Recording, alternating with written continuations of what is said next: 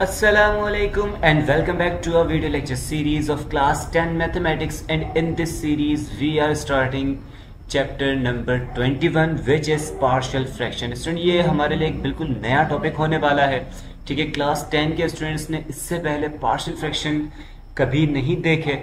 ठीक है, कि पार्शियल फ्रैक्शन किस चीज का नाम है, क्या होते हैं, किस तरीके से हम यहाँ पे कौन सी मैथमेटिक्स हम यहाँ पे अप्लाई करने वाले हैं। तो भाई डरने की जरूरत नहीं है, ये वही फ्रैक्शंस है जो आज तक आप पढ़ते हुए आ रहे हो। बस चेंज इतना है कि अब हमारे पास फ्रैक्शंस के अंदर अलजेब्रिक टर्म्स मौजूद होंगी, अलजेब्रिक एक्सप्रेशंस मौजूद होंगे, है ना। कुछ पॉलिनोमियल्स से रिलेटेड हम बात करेंगे और बेसिकली आज हमारे पास फर्स्ट लेक्चर इसका कुछ इसी तरीके से ही है। ठीक है, हम थोड़ा इंट्रोडक्शन देखेंगे, है ना, कि पार्शियल फ्रैक्शन हम किसे कहते हैं। सही है, हमारे पास रैशनल फ्रैक्शन क्या होते हैं, प्रॉपर हम किसको कहेंगे, इम्प्रॉपर फ्रैक्शन क्या होता है, ये सारी बातें यहाँ पे डिस्कस करेंगे। और कोशिश होगी कि एक्सरसाइज 21.1 इसका क्वेश्चन नंबर 1 हम अटेम्प्ट करके देखें। ठीक है, तो आइए स्टार्ट करते हैं स्टूडेंट्स। सबसे पहले तो इंट्रोडक्शन या डेफिनेशन हमारे पास क्या है पार्शियल फ्रैक्शन की।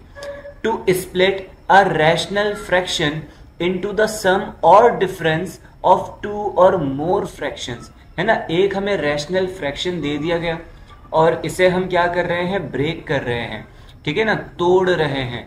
ठीक है, इस वर्ड पे गौर कीजिएगा, हम किसके अंदर ब्रेक कर रहे हैं, सम एंड डिफरेंस ऑफ टू और मोर। भाई दो भी हो सकते हैं, दो से ज्यादा भी फ्रैक्शंस हो सकते हैं। ठीक है, such fractions are known as partial fractions.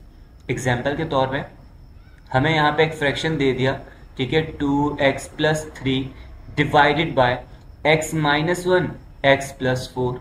सही है, तो ये जो हमारे पास एक रैशनल फ्रैक्शन गिवन है स्टूडेंट, जब हम इसको ब्रेक करेंगे तो कुछ इस तरीके से ब्रेक करेंगे। ठीक है ना, अब ये जो ब्रेक हो रहा है यहाँ पे, जो हम इस चीज को ब्रेक कर रहे हैं, देखिए जब हम इसे मर्ज करें ना दोबारा तो हमें यही वैल्यू मिलनी चाहिए। तो चेक करके देखें यहाँ पे, इसे मैं यहाँ पे अगर मर्ज कर दूं दोबारा तो देखिए एलसीएम लेना पड़ेगा। एलसीएम हमारे पास क्या आएगा, x-1 इंटू x+4, और ऊपर न्यूमरेटर में हमारे पास x+4 1 से मल्टीप्लाई हो गया x+4 और x-1 से मल्टीप्लाई हो गया x-1। मतलब ये मर्ज होके हमारे पास बन जाएगा 2x+3 divided by x-1 into x+4। सही है, तो यहाँ पे आप देख सकते हो ये जो हमारे पास फ्रैक्शन था इसको हमने सम और डिफरेंस, है ना, फिलहाल तो यहाँ पे सम की बात हो रही है तो हमने सम के अंदर ब्रेक कर दिया इसे। सही है, सिमिलरली जो नंबर 2 है उसमें हम सब्ट्रैक्शन के अंदर यानी कि नेगेटिव साइन लेकर आ रहे हैं। ठीक है, डिफरेंस में ब्रेक हो रहा है। क्लियर हो गई यहाँ तक बात। तो हम बेसिकली क्या करेंगे, ओवरऑल इस पूरे चैप्टर के अंदर हम इसी चीज को डिस्कस करेंगे कि हमें एक फ्रैक्शन दे दिया जाएगा और उसे हम इस तरीके से ब्रेक कर रहे होंगे। अब क्योंकि हमारे पास इस चैप्टर के अंदर 4 एक्सरसाइजेस हैं तो भाई चारों एक्सरसाइज में काम तो हमें यही करना है, लेकिन हर एक्सरसाइज में हमें एक नया चैलेंज मिलेगा, एक नया रूल मिलेगा, एक नया केस मिलेगा। ठीक है ना, जिस तरह फर्स्ट केस में हम डिस्कस करेंगे कि जब हमारे पास जो डिनोमिनेटर आ रहा है, यहाँ पे आप डिनोमिनेटर देख सकते हैं, ये हमारा डिनोमिनेटर है। इस डिनोमिनेटर में जो फैक्टर्स मौजूद हैं, एक तो हमारे पास वर्ड आ रहा है यहाँ पे फ्रैक्शन का और एक हमारे पास वर्ड आ रहा है भाई फैक्टर्स का। फ्रैक्शन एंड फैक्टर्स, ये दोनों अलग अलग वर्ड्स हैं। हम फिलहाल किसकी बात कर रहे हैं भाई, हम यहाँ पे बात कर रहे हैं फैक्टर्स की। कौन से फैक्टर्स, ये जो डिनोमिनेटर में मौजूद हैं। ये फैक्टर्स फर्स्ट केस में किस तरीके से होंगे, लीनियर होंगे और नॉन रिपीटेड होंगे। सही है, लीनियर का मतलब क्या होता है स्टूडेंट, हमने लीनियर इक्वेशंस पढ़ी हैं, है ना। लीनियर इक्वेशंस का मतलब हमारे पास होता है जिसकी डिग्री 1 हो। मतलब यहाँ पे अब x की अगर मैं पावर की बात करूँ तो x की पावर मेरे पास 1 आ रही है। सही है, कलर चेंज करते हैं ताकि विजिबल हो जाए। तो यहाँ पे x की पावर 1 आ रही है, मतलब ये जो कौन सा फैक्टर हो गया, ये लीनियर फैक्टर हो गया। ये हमारे पास कौन सा फैक्टर होगा, ये भी लीनियर फैक्टर हो जाएगा। अब ये दो अलग अलग फैक्टर्स हैं, मतलब ये नॉन रिपीटेड फैक्टर्स हो गए। क्लियर हो गया। सिमिलरली सेकंड पार्ट के अंदर हम देखें तो भाई सेकंड पार्ट में हमारे पास जो डिनोमिनेटर आ रहा है उसमें पहला फैक्टर, ये जो पहला फैक्टर है x² + 1, ये कैसा फैक्टर है स्टूडेंट, ये लीनियर नहीं है। देखिए यहाँ पे पावर 2 आ गई, मतलब ये अब हमारे पास क्वाड्रेटिक फैक्टर हो गया। है ना। और दूसरा फैक्टर हमारे पास लीनियर है, तो ऐसा भी होगा कि दोनों हमारे पास मर्ज होके आ रहे हों, क्वाड्रेटिक एंड लीनियर दोनों शामिल होंगे। ठीक है, तो ये हमारे पास एक अलग केस बनेगा। जो तरीका हम ऊपर डिफाइन करेंगे उससे काफी अलग तरीका नीचे डिफाइन होगा। सही। तो खैर, जब हम इन एक्सरसाइजेस को सॉल्व करेंगे तब ये तरीके भी डिफाइन होते जाएंगे। फिलहाल हम बात करते हैं कि भाई हमारे पास फ्रैक्शन होता क्या है, रैशनल फ्रैक्शन, और प्रॉपर इम्प्रॉपर फ्रैक्शन हमारे पास क्या होता है। स्टूडेंट, रैशनल फ्रैक्शन हम किसे कहते हैं? जब हमारे पास कोई पॉलिनोमियल न्यूमरेटर में मौजूद हो और कोई पॉलिनोमियल हमारे पास डिनोमिनेटर में मौजूद हो। ठीक है, इस तरीके से हमारे पास इनका क्वोशिएंट मौजूद हो। सही है, तो ऐसे केस से हम क्या कहेंगे कि ये हमारे पास क्या है, एक रैशनल फ्रैक्शन है। सही है, इसमें कंडीशन ये है कि ये जो डिनोमिनेटर वाला पॉलिनोमियल है ये जीरो नहीं होना चाहिए। सही हो गया। तो अगर ये जीरो नहीं है तो ये हमारे पास रैशनल फ्रैक्शन होगा and it can be solved. सही है। अब रैशनल फ्रैक्शन की हमारे पास दो कैटेगरीज होती है। पहली कैटेगरी है प्रॉपर, दूसरी कैटेगरी हमारे पास है इम्प्रॉपर। ये बिल्कुल उसी तरीके से है जिस तरह हमने नंबर्स के अंदर फ्रैक्शंस को देखा है ना। अगर मैं कहता हूं 1/7, तो ये 1/7 मेरे पास किस तरीके का फ्रैक्शन है भाई, ये प्रॉपर फ्रैक्शन होगा। लेकिन अगर मैं इसी को 11/7 कह दूं तो ये इम्प्रॉपर बन जाएगा। क्यों इम्प्रॉपर बनेगा? क्योंकि यहाँ पे जो डिनोमिनेटर है हमारा वो लेस है न्यूमरेटर से, तो ये हमारे पास इम्प्रॉपर फ्रैक्शन बन जाएगा। और इस इम्प्रॉपर को प्रॉपर कैसे बनाया जाए? इसे प्रॉपर हम तब बना सकते हैं जब हम इसके डिनोमिनेटर को न्यूमरेटर से बढ़ा दें या उसके बराबर कर दें। सही है ना। या फिर दूसरे अल्फाज में ये कहते हैं कि न्यूमरेटर को डिनोमिनेटर से कम कर दें या उसके बराबर लेकर आ जाए। क्लियर हो गया। तो ये काम हमें यहाँ पे करना है। अब ये तो नंबर की बात थी। अब अगर हम अलजेब्रिक एक्सप्रेशंस की बात करें, पॉलिनोमियल्स की बात करें, तो ये प्रॉपर और इम्प्रॉपर की डेफिनेशन क्या होगी? स्टूडेंट, प्रॉपर की डेफिनेशन देखें तो R rational fraction P X divided by Q X is said to be proper fraction if the degree of numerator, जो न्यूमरेटर की डिग्री है वो कैसी हो, लेस हो then the degree of denominator. मतलब वही बात आ रही है 1/7 वाली, न्यूमरेटर छोटा होना चाहिए, डिनोमिनेटर बड़ा होना चाहिए। सही है ना। यहाँ पे स्टूडेंट एक बात ख्याल रखिएगा, यहाँ हमारे पास फ्रैक्शंस के अंदर, डिनोमिनेटर के अंदर फैक्टर्स की बात नहीं हो रही, यहाँ पे ओवरऑल फैक्टर की बात हो रही है ना, ओवरऑल फ्रैक्शन की बात हो रही है। पूरे के पूरे फंक्शन को मर्ज करके पूछा जा रहा है। जिस तरह यहाँ पे हमारे पास अलग अलग लिखे हुए हैं, है ना, हम इसको अलग अलग डिस्कस नहीं कर रहे।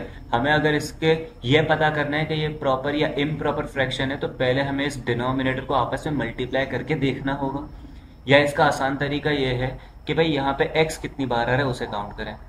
x 3 बार आ रहा है, मतलब यहाँ पे x की हाईएस्ट डिग्री 3 होगी। सही है। अब बाकी आगे जो भी x y z आ रहा है उससे हमें मतलब नहीं है, हमें सिर्फ हाईएस्ट डिग्री देखनी है।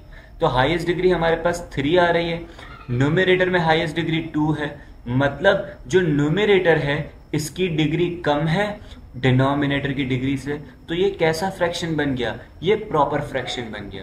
क्लियर हो गया यहाँ तक। इसी तरह इम्प्रॉपर की बात करें तो भाई इम्प्रॉपर फ्रैक्शन हमारे पास उस फ्रैक्शन को कहेंगे जिसमें न्यूमरेटर की डिग्री ग्रेटर हो जाए या बराबर हो जाए। सही है, किसके? डिनोमिनेटर के। तो ऐसे केस में हमारे पास जो फ्रैक्शन होगा वो कैसा होगा? इम्प्रॉपर होगा। अच्छा, इम्प्रॉपर को प्रॉपर बनाएंगे कैसे? तरीका क्या होगा? वो तो हमने समझ लिया कि कम करना है, लेकिन तरीका क्या होगा उसका? इसमें तरीका बिल्कुल सिमिलर है इसी तरीके से कि अगर हमारे पास 11/7 होता है तो हम क्या कर देते हैं? डिवाइड कर देते हैं, है ना। जब डिवाइड करेंगे तो यहाँ पे हमारे पास आ जाएगा 7 1 7, बच जाएगा यहाँ पे 4। तो हम कहेंगे 1 होल नंबर 4/7, या फिर इसको कह सकते हैं 1 + 4/7। तो कुछ ये वाला तरीका हम यहाँ पर अपनाएंगे। हम डिवाइड करेंगे, ऊपर हमें क्वोशेंट मिल जाएगा, उसे यहाँ पे लिख देंगे, फिर प्लस की साइन, और ये जो रिमाइंडर आ रहा है इसे यहाँ लिखा, डिनोमिनेटर अपनी जगह पे रहेगा। तो देख सकते हो ये हमारे पास रिड्यूस हो गया। ये बन जाएगा आपके पास इम्प्रॉपर फ्रैक्शन। ठीक है, तो मेरे ख्याल से इतनी बातें जो हमने यहाँ पे की हैं एक्सरसाइज को स्टार्ट करने के लिहाज से, इतना हमारे पास काफ़ी होगा।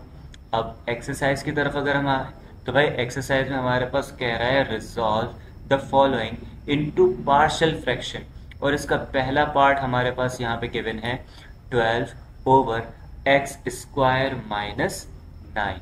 सही है, तो इसे सॉल्व करेंगे भाई। यहाँ पर आ जाते हैं, हमारे पास है एक्सरसाइज 21.1, ठीक है। और क्वेश्चन में दोबारा देख लूँ, 12 ओवर एक्स स्क्वायर माइनस 9। सही है। अब मेरे स्टूडेंट से मैं पूछूंगा सबसे पहले तो कि ये जो हमारे पास फ्रैक्शन गिवन है ये प्रॉपर है कि इम्प्रॉपर, है ना। ये प्रॉपर है और इम्प्रॉपर, तो क्या जवाब देंगे, अंदाजा लगाएं। यहाँ पे देखिए डिग्री मेरे पास डिनोमिनेटर की क्या आ रही है, डिनोमिनेटर की मेरे पास डिग्री है 2। सही है। और न्यूमरेटर की डिग्री क्या है, न्यूमरेटर की डिग्री 0 है। तो न्यूमरेटर की degree is less than denominator की डिग्री, मतलब फ्रैक्शन कैसा हो गया, प्रॉपर हो गया।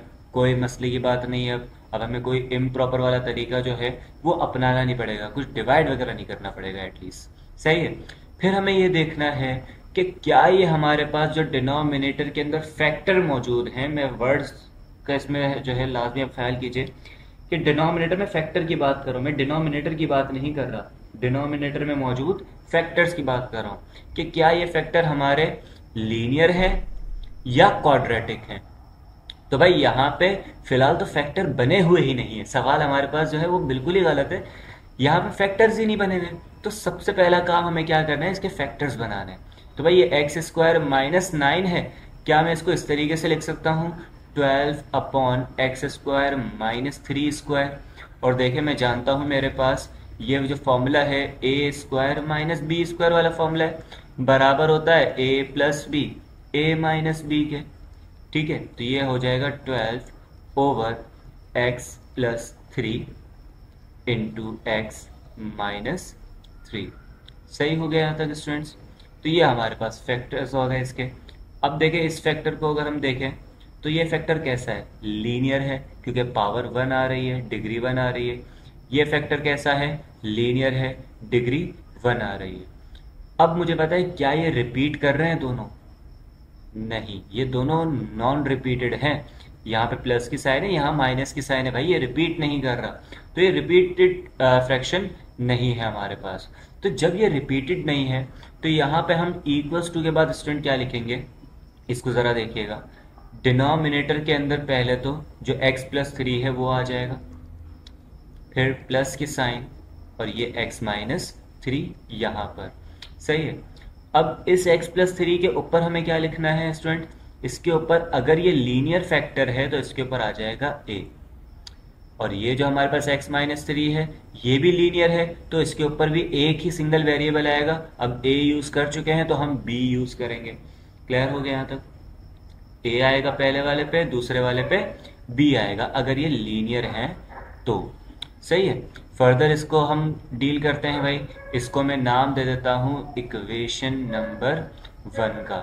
सही है। अब देखिए ये x प्लस 3 x माइनस 3 वहां जाके मल्टीप्लाई अगर हो तो ये हो जाएगा मेरे पास 12 equals to a upon x plus 3 into x plus 3 into x minus 3 plus b upon x minus 3। ठीक है, और यहाँ पे आएगा हमारे पास x plus 3 into x minus 3। अब देखो कुछ कैंसिलेशंस हो रही है, ये दोनों आपस में कैंसिल, ये दोनों आपस में कैंसिल हो जाएंगे। तो यहाँ पे हमारे पास बचेगा 12 equals to a into x minus 3 plus b into x plus 3। सही है, और इसे नाम देंगे हम इक्वेशन नंबर 2 का। सही हो गया स्टूडेंट्स, यहाँ तक आएंगे सारे स्टूडेंट्स को बात समझ आ गई होगी। अब हमें यहाँ पे क्या फाइंड करना है, देखें हमें यहाँ पे सबसे पहले तो a और b इन दो की वैल्यूज फाइंड आउट करनी है। अब क्योंकि ये तो एक सिंगल इक्वेशन है और वेरिएबल हमारे पास दो आ रहे हैं a एंड b, तो हम इनकी वैल्यू किस तरीके से फाइंड आउट करें। ठीक है, तो इसके लिए हमारे पास एक तरीका है eliminate the other to find the other. सही है, एक को एलिमिनेट कर देंगे तो दूसरा मिल जाएगा। तो भाई पहला एलिमिनेट होगा कैसे, देखिए अगर मैं यहाँ पे b को एलिमिनेट करना चाहता हूँ बी को हटा देना चाहता हूँ। तो बी के साथ जो ब्रैकेट आ रहा है उसे देखेंगे। बी के साथ ब्रैकेट क्या है, x+3, और ये ब्रैकेट इस बी के साथ मल्टीप्लाई हो रहा है। मुझे पता है अगर ये वैल्यू मेरे पास किसी भी तरीके से 0 के बराबर हो जाए, फिलहाल तो ये x+3 लिखा हुआ है, अगर ये 0 के बराबर हो जाए तो 0 टाइम्स b 0 बन जाएगा, मतलब ये हट जाएगा। सही है। तो इस ब्रैकेट को किस तरह 0 बनाया जाए, इसके लिए हम क्या करेंगे भाई, हम कहेंगे कि हम x को सपोज कर रहे हैं किसकी जगह, -3। तो हम यहाँ पे लिखेंगे लेट x इक्वल्स टू -3। तो ये हमारे पास हो जाएगा 12 equals to a into -3 plus b into -3 तो देखिए ये वैल्यू मेरे पास 0 बन गई। ठीक है, 0 टाइम्स b 0 आएगा। चले पहले लिख लेते हैं 12 इक्वल्स टू, ये होगा -6a और ये होगा b इंटू 0। तो यहाँ पे हमारे पास आएगा 12 इक्वल्स टू -6a प्लस 0। 0 को लिखने की नीड है नहीं, -6 मल्टीप्लाई है वहाँ जाएगा डिवाइड हो जाएगा, तो 12/-6 इक्वल्स टू a। मतलब यहाँ से हमें a की वैल्यू मिल जाएगी स्टूडेंट, a की वैल्यू होगी हमारे पास -2। सही है। अब देखें a आ चुका है हमारे पास, तो b भी आ जाएगा। b के लिए आसान तरीका हमारे पास बिल्कुल सेम तरीका क्या है कि हमें लेट करना पड़ेगा x को 3 के बराबर। अब लेट x इक्वल्स टू 3, तो ये हो जाएगा 12 equals to a into 3 plus b into 3+3। सही है। तो दिस विल बिकम 0 और ये हो जाएगा हमारे पास 6b। ये तो 0 हो गया, इसे लिखने की नीड नहीं है, तो ये 12 इक्वल्स टू 6b, मतलब b इज इक्वल्स टू 12/6 और b की वैल्यू स्टूडेंट्स आ जाएगी हमारे पास 2। तो देखिए a और b दोनों आ गए, इन दोनों को उठा के हम कहाँ पुट करेंगे, इक्वेशन नंबर 1 के अंदर। तो यहाँ पे आ जाते हैं भाई, हम कहते हैं कि पुट a एंड b इन 1। तो भाई इक्वेशन 1 हमारे पास थी 12/(x² - 9) is equals to a/(x+3), मतलब ये होगा हमारे पास -2/(x+3), फिर प्लस b/(x-3), मतलब 2/(x-3). तो this is our final answer. Verify करने की अगर नीड पड़ जाए, आपको वेरीफाई करना हो तो देख सकते हैं इसको वेरीफाई करके भी। सही है। ये हमारे पास एलसीएम आएगा x+3 और x-3। सही है। -2 से ये x-3 मल्टीप्लाई होगा तो माइनस का 2x प्लस का 6, फिर x+3 से 2 मल्टीप्लाई होगा तो ये हो जाएगा प्लस का 2x प्लस का 6। सही हो गया यहाँ तक, 2 3 6 आ रहा है। सही है। तो भाई ये 2x एंड -2x तो कैंसिल आउट, यहाँ पे बच जाएगा हमारे पास 6 + 6 12 डिवाइडेड बाय, इस पे फॉर्मूला अप्लाई करें तो x² - 9। तो जहां से शुरुआत की थी वहीं तक पहुंचा जा सकता है, मतलब ये हमारे पास आंसर जो है ये बिल्कुल करेक्ट है। तो फिलहाल स्टूडेंट्स आज यहीं तक रखते हैं, इसके क्वेश्चन नंबर 1 तक। इंशाल्लाह इन फर्दर नेक्स्ट वीडियो हम इसके कुछ और मजीद पार्ट्स को सॉल्व करेंगे और कोशिश करेंगे कि इस एक्सरसाइज को एटलीस्ट हम 2 या 3 वीडियोस के अंदर, बल्कि 1 या 2 वीडियो के अंदर कंप्लीट कर लें। तो thank you so much for your time. अल्लाह हाफिज़।